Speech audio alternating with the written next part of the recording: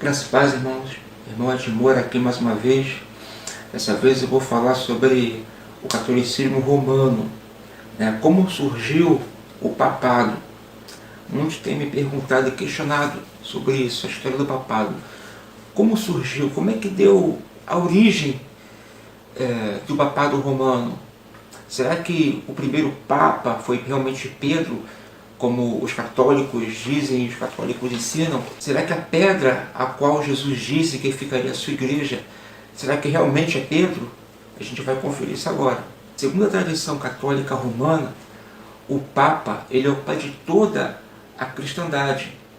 O Papa ele é inerrante. O Papa ele não pode casar. Ele é o bispo supremo. Ele é o bispo universal de todas as igrejas. Segundo a Igreja Católica Romana, Jesus teria dado a chave, o primado da igreja para Pedro, com base em Mateus 16, 17 e 18. No texto diz: E Jesus respondendo, disse-lhe: Bem-aventurado és tu, Simão Bar-Jonas, porque não foi a carne e nem o sangue que tu revelou isto, mas o meu Pai que está no céu.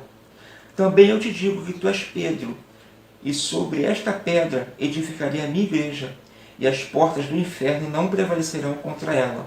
Segundo a Igreja Católica, a pedra a qual Cristo edificou a sua igreja é Pedro. Todavia eles ignoram o contexto da palavra. Jesus, na verdade, ele faz um trocadilho de palavras semelhantes. Quando os copistas escreveram o que Jesus disse a palavra Petros para se referir a Pedro. Petros quer dizer uma pedra, todavia é uma pedra comum, uma pedra oca, uma pedra pequena. E quando Jesus fala sobre esta pedra eu edificarei a minha igreja, ele já fala a palavra Petra em grego. Petra é sinônimo de Petros. Todavia, Petra quer dizer uma rocha, uma pedra grande, uma grande rocha. Não é uma pedra comum. Petros é um sinônimo grego. Petros é um sinônimo de uma palavra grega, Kéfas, que tem origem na palavra hebraica Kef, e quer dizer uma pedra vazia. Então Jesus continua o seu discurso. Ele fala: sobre esta pedra eu edificarei a minha igreja. Quando ele fala essa pedra, ele já usa a palavra grega Petra, e quer dizer uma grande rocha. Uma pedra grande. Essa palavra Petra, ela também é usada em Mateus 7,25, naquela passagem quando Cristo fala: os que ouvem a sua palavra e praticam são como casas que são edificadas sobre uma rocha. O vento sopra, os rios transbordam, todavia ela permanece firme. Essa rocha usada em Mateus 7,25, Jesus usa a palavra grega Petra e não Petros, ou seja, a palavra Petra em Mateus 16 se refere a uma grande rocha e não uma pedra comum. A pedra a qual Jesus disse que edificaria a sua igreja, Jesus estava se referindo à confissão de Pedro, quando Cristo pergunta: o que eu disseste? E Pedro foi e respondeu que tu és o Cristo, Filho do Deus vivo. Então Cristo fala sobre esta pedra, sobre esta confissão, parafraseando Cristo: eu edificarei a minha igreja. Então Cristo está falando da confissão de Pedro, que ele edificaria a sua igreja em cima dessa confissão, que ele é o Messias, que ele foi enviado por Deus. Hilário de Hipólite, do século IV, ele fala a mesma coisa. Inclusive o próprio Pedro, ele refuta a Igreja Católica. Em 1 Pedro 2, versículo 4 ao 7, ele diz que a pedra é Cristo. A pedra que os edificadores rejeitaram, ela é Cristo. Pedro não fala que ele é a pedra, em momento nenhum. Pedro se proclama Papa. Em momento nenhum Pedro diz que é o pai de toda a cristandade. Dentro do próprio contexto de Mateus 16, em Mateus 16, 23, Jesus chega para Pedro e fala, quando Pedro é usado por Satanás, que Jesus fala para Pedro que Pedro, para ele, naquele momento, serviu para ele como pedra de tropeço. Como é que Jesus iria edificar a sua igreja em cima de uma pedra de tropeço? Cristo edifica a sua igreja sobre o fundamento dos apóstolos. Assim diz Paulo em Efésios 2,20. O apóstolo Pedro ele não atende nenhum requisito para ser Papa. Por quê? Pedro ele foi casado. Está em Marcos 1,30. E o Papa não pode ser casado. Segundo, Paulo repreendeu Pedro. Isso está lá em Gálatas 2,11. E o Papa, ele é irrepreensível, não pode ser repreendido. Terceiro, no Concílio de Jerusalém, quem deu a palavra final decisiva foi Tiago. Isso você vê lá em Atos 15, 13 a 22.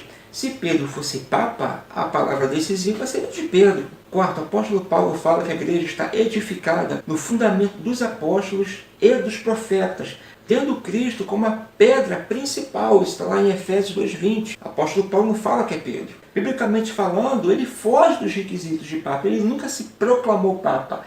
Ele nunca se declarou o pai da cristandade. Ele nunca se declarou a autoridade máxima da igreja. Os católicos também dizem que Jesus ele deu primado a Pedro por causa da passagem de Mateus 16,19, quando Jesus fala que deu a chave do reino dos céus a Pedro, e tudo que liga na terra será ligado no céu, tudo que desliga na terra será desligado no céu. Então, com base nesse texto, então Pedro ele tem um primado das igrejas. Os católicos entendem isso como se fosse o primado. Todavia, o primado que Cristo deu a Pedro seria na pregação do Evangelho. Pedro ele foi o primeiro a pregar na dispensação da graça, quando havia ali os 120 cristãos ali na festa de Pentecostes. Pedro foi o primeiro a se levantar e trazer a palavra. Pedro foi o primeiro a pregar aos gentios. E os católicos entendem isso como se Pedro fosse uma autoridade exclusiva, com base nisso, que tiver ligado na terra, está ligado no céu. Só que em Mateus 18, 17 ao 19, Jesus fala a mesma coisa para a igreja, ou seja, toda a igreja ela tem essa autoridade da pregação do evangelho, do testemunho. Não foi dado somente a Pedro. Bom, se Pedro não foi o primeiro papa, então como é que isso tudo começou? Como se desenvolveu? De onde isso tem origem? Logo no século I, haviam 4 importantes comunidades cristãs, eram as principais, que é Jerusalém, Roma, Alexandria e Antioquia. Todavia, a sede das igrejas ela ficava em Jerusalém. Era a igreja principal. Era em Jerusalém que enviava os discípulos para a missão. Era para a igreja de Jerusalém que os novos discípulos iam. Foi na igreja de Jerusalém que aconteceu o primeiro concílio da igreja, onde ali houve um concílio para decidir se o crente vivia pela graça, era justificado pela graça ou pela lei. Todavia, quando no ano 70 Tito entrou em Jerusalém e destruiu tudo, muitas pessoas saíram de Jerusalém, inclusive os cristãos. Então foi a partir daí que a igreja de Roma tomou o lugar da sede, porque não havia mais a igreja de Jerusalém. E ela ficou na sede das igrejas por 2 motivos. O primeiro, Roma era a capital do Império Romano, era uma cidade grande.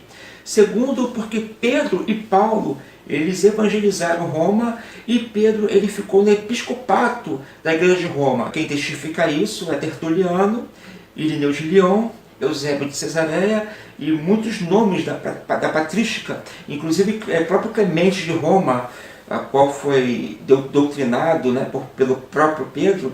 Ele afirma que Pedro estava em Roma. Pedro pregou em Roma e foi bispo de Roma. Segundo o testemunho de Irineu de Lyon, Pedro ele pregou em Roma e esteve em Roma até a sua morte. Isso se deu lá pelo ano 67, 68 depois de Cristo. E Irineu de Lyon ele complementa, ele fala que após a morte de Pedro, quem assumiu o episcopato foi Lino.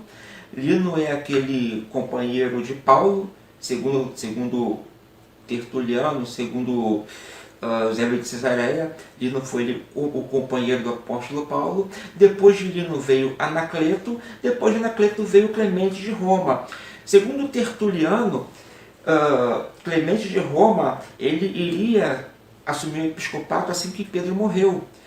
Todavia, ele deixou o lugar para Lino e ele só assumiu depois da morte de Anacleto, se não me falha a memória. E o episcopato de Clemente, ele se deu lá pelo ano 95, 98, por aí. Foi bem no finalzinho do 1º século. Como Roma passou a ser a capital do cristianismo, a sede do cristianismo, então os bispos de Roma e a igreja de Roma, ela passou a ter maior autonomia. Inclusive Inácio de Antioquia, em sua carta aos romanos, a igreja de Roma, ele fala: a igreja que preside na região dos romanos, digna de Deus, digna de honra, digna de ser chamada feliz, digna de louvor, digna de sucesso, digna de pureza, que preside o amor, que porta a lei de Cristo. Isso é lá pelo meado do ano 100, do ano 106, 107, bem no comecinho do século II. Logo no final do século I e início do século II, foi entendido que havia uma sucessão apostólica.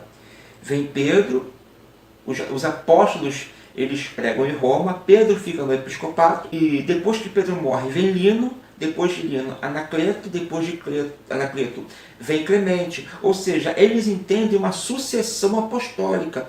Todavia, essa sucessão se dá com base na tradição apostólica, se dá com base na doutrina apostólica, aqueles que carregam a doutrina dos apóstolos. Essa é a intenção da sucessão apostólica e não da pessoa em si de Pedro, mas no conteúdo que os apóstolos tinham. Olha o que Irineu de Leão fala acerca dos sucessores dos apóstolos. Com efeito, queriam que seus sucessores, os quais transmitiam a missão de ensinar, fossem absolutamente perfeitos e irrepreensíveis em tudo, porque, agindo bem, seriam de grande utilidade, ao passo que, se falhasse, seriam a maior calamidade. Ou seja, na perspectiva de Irineu, os sucessores dos apóstolos, eles tinham que ser como eles, dar um bom exemplo, dar um bom testemunho, para que assim sejam dignos de credibilidade, porque eles carregavam a doutrina dos apóstolos. E aí, mais embaixo ele continua na sua narrativa. As sucessões de todas as igrejas devem se limitar à maior e à mais antiga e conhecida por todos, a igreja fundada e constituída em Roma, pelos dois gloriosíssimos apóstolos, Pedro e Paulo, e indicando sua tradição recebida dos apóstolos e a fé anunciada aos homens, que chegou até nós pela sucessão dos bispos. Ou seja, na narrativa aqui de Irineu, ele não está dizendo que a igreja foi edificada em Pedro. Ele está falando de Pedro e Paulo, ele está falando na tradição dos apóstolos, na sucessão apostólica, no entendimento dos cristãos do século II, seria na transmissão do conteúdo dos apóstolos através dos bispos. Através de alguns documentos primitivos, antigos, a gente vê que as outras igrejas elas se submetiam à igreja de Roma, mas pelo motivo de elas terem a tradição apostólica, a doutrina apostólica, e não por estar fundada em Pedro até o século II, porque ela ensinava que a igreja estava fundada pela tradição dos apóstolos, como a gente acabou de ver aqui em Irineu de Leão. Por isso que no fim do século I, você vai ver Clemente mandando uma carta repreendendo a igreja de Corinto, porque estava tendo rivalidade na igreja, disputa dentro da igreja. Então Clemente ele manda uma carta para Corinto, exortando os irmãos à paz. Nós vemos também o Papa Vito, ele excomungando, ameaçando excomungar as igrejas do Oriente, que não cumprisse o decreto dele de não comemorar a Páscoa no mês de Nissan, 14 de Nissan. Então, aí você vê as igrejas sendo submetidas à igreja de Roma, devido à sua autonomia apostólica. Hoje a gente fala Papa, relacionado aos cristãos do século I, século II. Todavia, nessa época, eram chamados de bispos. O título Papa ele é lido pela primeira vez numa carta em que o bispo de Roma, Dionísio, escreve para Filemão. Ele escreve em grego dizendo: Toto egonton kanonakaiton topon paraton makarion papa emon Heracla parelabon, que traduzindo fica: eu recebi estas regras e ordenanças do nosso abençoado pai Heracles. Ou seja, o primeiro a receber o título de Papa foi um bispo de Alexandria e, por ironia, o próprio bispo de Roma chama ele de Papa, em grego. Ele escreve em grego e a palavra Papa quer dizer pai. Todavia, a palavra Papa ela era aplicada a uma pessoa a qual você tinha um carinho, você tinha um respeito. Era como você falar assim: isso aqui é meu pai na fé. Então era nesse sentido que se aplicava a palavra Papa, né, de uma forma carinhosa. O título Papa ele foi usado na primeira vez pelos bispos de Roma, dado aos bispos de Roma, lá pelos meados do século IV. Não se sabe ao certo quem foi o primeiro bispo de Roma a receber esse título, a ser chamado de Papa. Alguns estudiosos, historiadores, chutam que foi Damásio I. Lá pelos séculos III e IV, meados do século III e IV, algumas figuras da patrística, como Eusébio de Cesareia, Orígenes, Ambrósio, Cipriano de Cartago, entre outros, eles começaram a entender que aquela passagem, aquela mensagem que Cristo falou em Mateus 16, eles começaram a entender que a igreja seria edificada em Pedro e não em Cristo. Então os bispos de Roma, eles começaram a entender que eles eram sucessores da pessoa de Pedro, não sucessores dos apóstolos, né, em questão de levar a tradição, a doutrina apostólica, mas sim da pessoa de Pedro.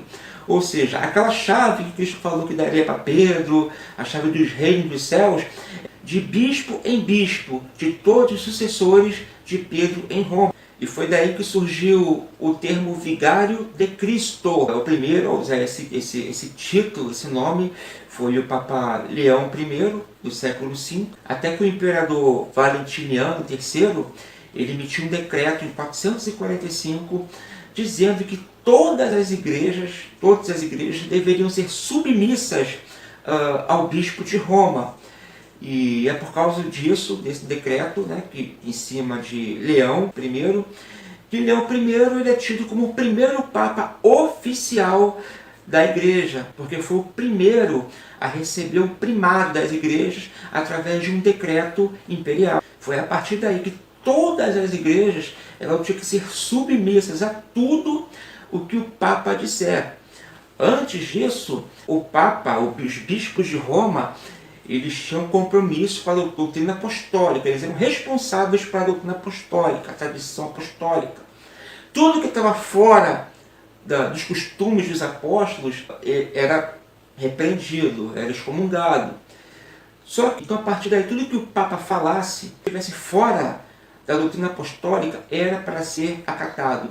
Todas as igrejas elas estavam submissas ao bispo de Roma. E no século VII, o imperador Focas, ele emite um decreto reafirmando a primazia papal, a primazia do bispo de Roma sobre todas as igrejas. O bispo de Roma ele seria o bispo universal sobre o mérito de Pedro. Então o título, né, o apelido Papa, que outrora era um apelido de uma forma carinhosa, ele passou a ser utilizado de uma forma de autoridade e poder. Até que no século XI, o Papa Gregório VII, se não me engano, ele afirmou que somente os bispos de Roma poderiam ter esse nome Papa, não o restante.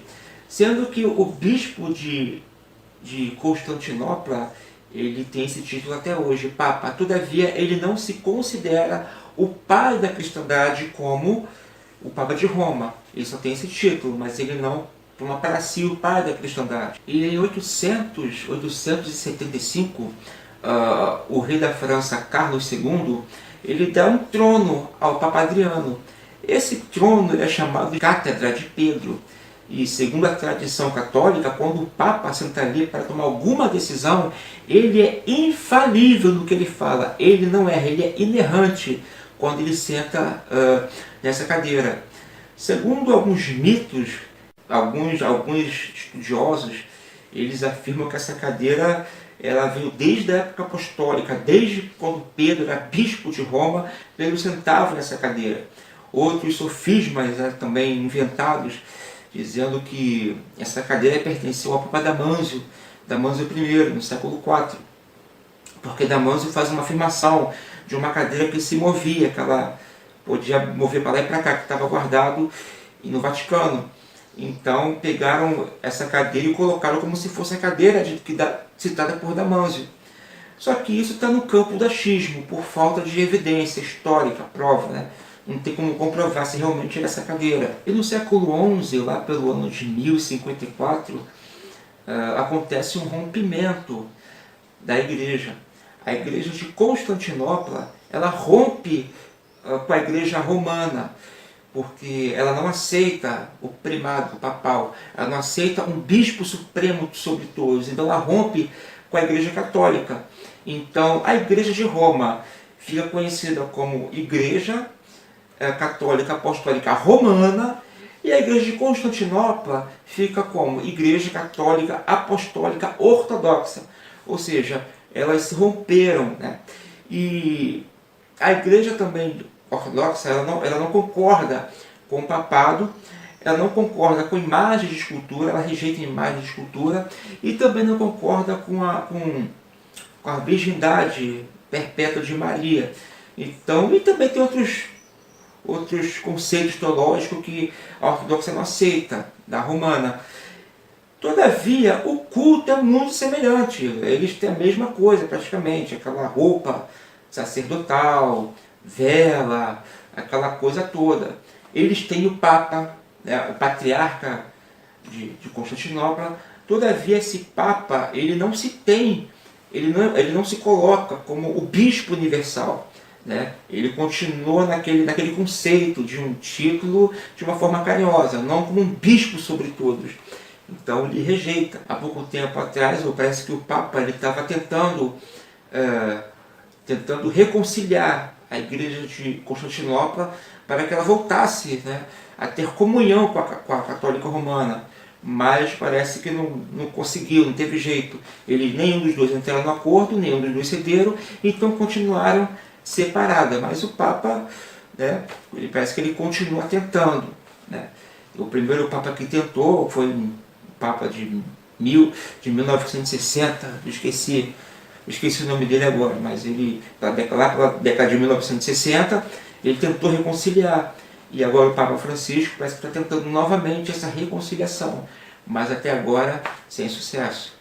No decorrer da história, né, da história papal, houve muitos escândalos, né, em relação a jogar os hereges na fogueira, as torturas, né, no período chamado Inquisição, onde começaram a ser torturados os hereges a fim de extrair informações, né? Então eles eram torturados e uns iam até a morte.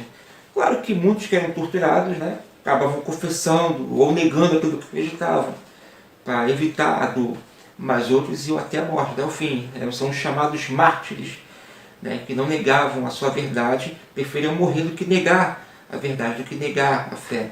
Entre esses mártires estão John Hus, Savonarola, William Tyndale. Entre esses escândalos da Igreja Católica, eu vou destacar alguns, né, que me vem na cabeça, que é o Papa Alexandre, do século XV.